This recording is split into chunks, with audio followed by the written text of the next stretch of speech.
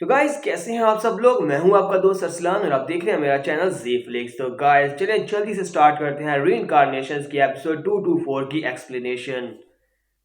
तो गाइस कैसे हैं आप सब लोग। रीइंकार्नेशंस के एपिसोड 224 के साथ हाजिर हो। तो लास्ट एपिसोड के एंड पे हमने देखा था सारे के सारे 9 डाओ मास्टर्स वो सभी लोग यूनिवर्स के सेंटर में बैठकर एक मीटिंग कर रहे होते हैं। वहाँ पर 10,000 वार बीस्ट एम्परर के बारे में बात हो रही होती है कि बहुत ही जल्दी वो अपनी आर्मी को लेकर हमारी दुनिया में आने वाला है, तो उसे रोकने के लिए क्या किया जाए। सभी लोग वहाँ पर अपने लिए लीडर के तौर पर बाइलू एम्परर को चूज करते हैं कि एम्परर बाइलू जो डाओ मास्टर है वही उनको लीड करेगा। मास्टर लू, टियानजन और ग्रैनी उन दोनों के अलावा बाकी के सभी लोग इस बात से एग्री करते हैं। इसी के साथ ही ग्रैनी कहती है तो बहुत ही अफसोस की बात है कि जीथर एम्परर यहाँ पर नहीं है। अगर जीथर एम्परर यहाँ पर होते, पहले जब जीथर एम्परर यहाँ पर हुआ करते थे वो सभी से ज्यादा पावरफुल थे। सब कुछ जीथर एम्परर के बहुत ज्यादा वीक होने की वजह से हुआ था, क्योंकि जीथर एम्परर स्काई के ऊपर जाना चाहता था। वो स्काई और ह्यूमन की तरफ आके बढ़ रहा था, स्काई ब्रिज हिमली ब्रिज की तरफ वो सेंडिंग करना चाहता था हिमली ब्रिज की तरफ, लेकिन रास्ते में उसने बहुत सारे लोगों को ऑफेंड कर दिया, जिसकी वजह से वो लोग के खिलाफ हो गए थे। और डीमन एम्परर और इन दोनों के दरमियान में जब 8 एम्परर्स यहाँ पर हुआ करते थे फेंगजी डाओ राम के, उस वक्त जीथर एम्परर और डीमन एम्परर में से हमारे पास सबसे बेस्ट चॉइस होती है, हम उन दोनों में से किसी एक को लीडर बना सकते थे। तो कैंगशन डाओ मास्टर से कहता है, मिस कैंगलियन क्या तुम्हें लगता है कि यहाँ पर तुम जीथर एम्परर की बात करोगी? जीथर एम्परर कितना ज्यादा पावरफुल था। जीथर एम्परर अगर बहुत ज्यादा पावरफुल भी होता तब भी यहाँ पर किस्मत में लिखा जा चुका था उसने पेरिश होना ही था, यानी कि उसे मरना उसकी किस्मत में लिखा जा चुका था। बाइलू उनसे कहता है कि तुम दोनों यहाँ पर आपस में बहस करना बंद करो। अब जबकि यहाँ पर ये सब कुछ एंशिएंट टाइम में गुजर चुका है तो इस सब कुछ यहीं पर रोकते हैं। एंशिएंट टाइम से ये चलता आ रहा है कि हमेशा कोई ना कोई जीता और कोई ना कोई हारता है, कोई ना कोई जीता है और कोई ना कोई मरता है। मास्टर कैंगशान के अलावा वहाँ पर जितने भी थे फेंगजी डाओ राम के सभी लोगों को 10,000 साल तक उन्हें उस जगह के ऊपर सील रखा गया। और अब जबकि उनकी सील हट चुकी है, पता नहीं अब उनके पास कितने सारे पावरफुल लोग होंगे। लगता नहीं है कि उनमें से कोई भी सुप्रीम राम तक भी पहुंच सकता है, क्योंकि वो सभी के सभी तो बहुत ज्यादा कमजोर लोग हैं। 10,000 साल में वो लोग और भी ज्यादा कमजोर हो चुके हैं, इसलिए हम उन कमजोर लोगों के बारे में बिल्कुल भी बात नहीं करते। तो इसी के साथ ही मास्टर टियानजन से कहते हैं, तो अच्छा तो तुम इस बारे में इस तरह सोचते हो। मास्टर टियानजन से कहते हैं तुम इस बारे में इस तरह सोचते हो, पर मैं इस तरह बिल्कुल भी नहीं सोचता। मुझे लगता है कि फेंगजी डाओ राम के मास्टर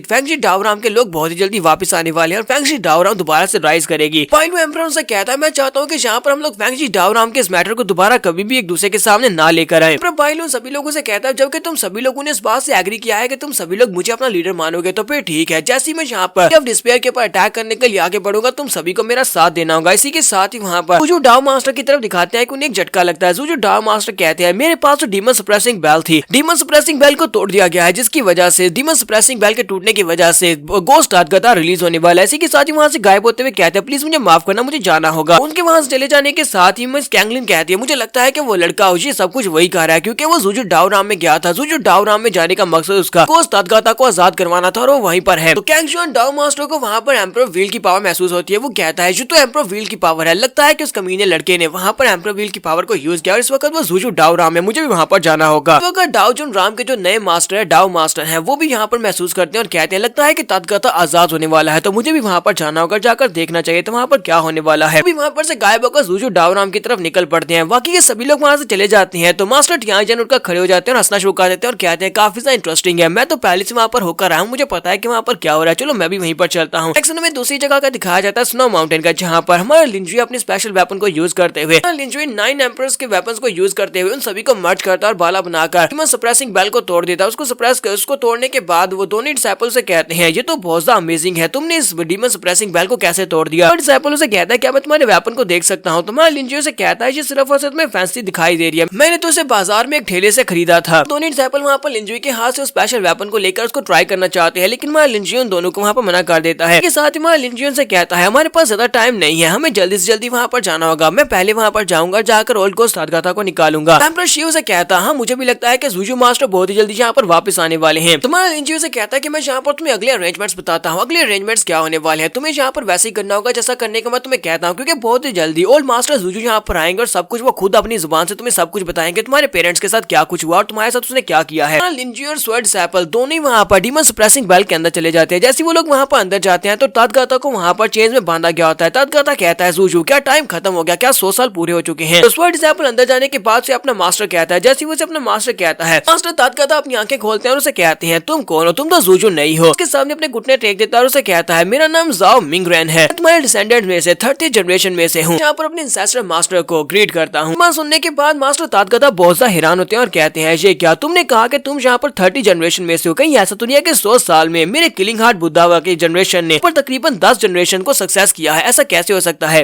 उसी के साथ स्वॉर्ड डिसाइपल उसे कहता है मास्टर जी लगता है कि आपको कुछ भी याद नहीं है, आपको लगता है कि आप यहाँ पर 100 साल तक रहे हैं, पर आप यहाँ पर 100 साल तक नहीं रहे। आपको यहाँ पर पूरे 3727 साल गुजर चुके हैं। आप यहाँ पर तब से लेकर अब तक बंद है, इसी वजह से मैं यहाँ पर 31 जनरेशन में से आया हूँ। बस सुनते ही वो कहते हैं ऐसा कैसे हो सकता है, मैंने उस बुढ़े खुशा जूजू के साथ एक बेट लगाई थी, मैं उसके साथ चेस गेम खेल रहा था और हारने पर मुझे यहाँ पर पूरे 100 साल के लिए ट्रैप रहना था। वो मैंने उसकी बात को मान लिया, यहाँ पर 100 साल के लिए ट्रैप था। लिंची आगे बढ़ता है और उसे कहता है क्योंकि तुम इस वक्त डीमन सप्रेसिंग बेल के अंदर यहाँ पर टाइम को फ्रीज करने का ऑप्शन मौजूद है। उसने यहाँ पर टाइम को इस तरह से फ्रीज कर दिया था कि तुम्हें लगे कि तुमने सिर्फ और सिर्फ यहाँ पर 100 साल गुजारे हैं, लेकिन बाहर का टाइम बड़ी तेजी से गुजर रहा है, जैसे नॉर्मल स्पीड से गुजरता है। बाहर 3000 साल गुजर चुके हैं, लेकिन असल में तुम्हें अंदर लग रहा है कि जैसे तुमने यहाँ पर सिर्फ और सिर्फ 100 साल ही गुजारे हैं। मास्टर तातगता कहते हैं तो उसका मतलब यह है कि उस बुढ़े खुशा जूजू ने यहाँ पर मुझसे झूठ बोला है। लिंची से कहता है कि बहुत ही जल्दी जूजू डाव नाम का डाव मास्टर यहाँ पर पहुंचने वाला है सीनियर, अगर तुम पूछना चाहते हो तुम उससे जाकर पूछ सकते हो। तो वो उसे कहता है लड़के तुम कौन हो। तुम्हारा लिंची से कहता है यहाँ पर स्वॉर्ड एम्परर की तरफ से आया हूँ, तुम्हारे बेस्ट फ्रेंड स्वॉर्ड एम्परर का मैं डिसाइपल हूँ और मैं उसका सक्सेसर हूँ, इसी वजह से मैं यहाँ पर आया हूँ। मास्टर तातगता उसे कहते हैं मेरा ओल्ड फ्रेंड यानी कि स्वॉर्ड एम्परर वो 10,000 साल पहले हुआ करता था, 10,000 साल पहले से अभी तक उसके डिसेंडेंट्स, ऐसा कैसे हो सकता है कि तुम उसके सक्सेसर हो। स्वॉर्ड डिसाइपल अपने मास्टर से कहता है मास्टर हमारी वुचियान डाव राम जो है ये बहुत ही बुरी तरह से सफर कर रही है, क्योंकि पिछले 3000 साल से हर बार हमें नया डाव मास्टर दिया जाता है और हर बार नया डाव मास्टर आने के बाद नई तबाही मचाता है, नए रूल्स लागू करता है, जिसकी वजह से हमारे डाव जो राम जो है बहुत ही बुरी तरह से आजाद होने की कगार पर पहुंच चुकी है। हमें यहाँ पर आपकी जरूरत है, मैं आपको ढूंढ रहा था, यहाँ पर आपको आजाद करवाने के लिए कि आप आकर हमारे डाव जो राम को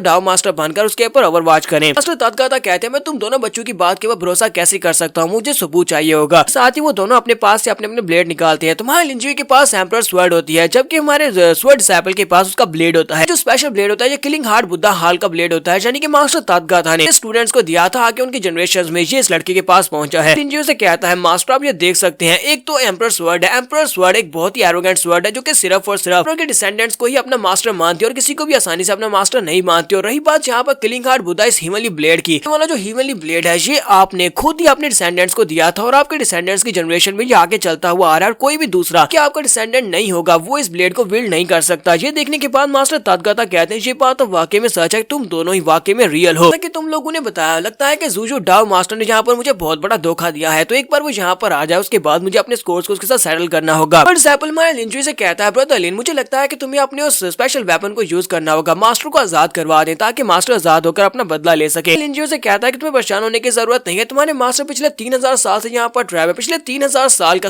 सारा गुस्सा उनके अंदर है, वो सारे का सारा गुस्सा एक लावा की तरह यहाँ पर अब निकलने वाला है। तो मास्टर तातगता जैसे वहाँ पर एक जोरदार चीख मारते हैं, इसी के साथ उनकी बॉडी के ऊपर जितनी चेंज होती है वो सारी की सारी टूट जाती है। चिल्लाकर कहते हैं बुड्ढे खुसर जूजू कहेंगे तुम कहाँ पर हो, चलो जल्दी से आओ, आज तुम्हें कोई भी मुझसे नहीं बचा पाएगा। ऊपर से जबरदस्त एनर्जी निकलती है और इसी के साथ ही पूरी की पूरी डीमन बेल टूट जाती है और मास्टर जूजू भी वहाँ पर पहुंच जाते हैं। तो मास्टर जूजू वहाँ पर पहुंचने के बाद कहते हैं जरा देखो सही, किसी ने यहाँ पर मेरी डीमन सप्रेसिंग बेल को तोड़ दिया और तातगता को आजाद करवा दिया। सामने देखता है तो उसके सामने ओल्ड गोस्ट तातगता और उसके साथ साथ स्वॉर्ड डिसाइपल और लिंजी खड़े होते हैं। यहाँ पर हम लोग अपनी एपिसोड 224 का एंड करेंगे। एपिसोड की एक्सप्लेनेशन अच्छी लगी हो तो कमेंट करके जरूर बताइएगा। चैनल को सब्सक्राइब कर दे, वीडियो को लाइक और शेयर कर दें। शुक्रिया।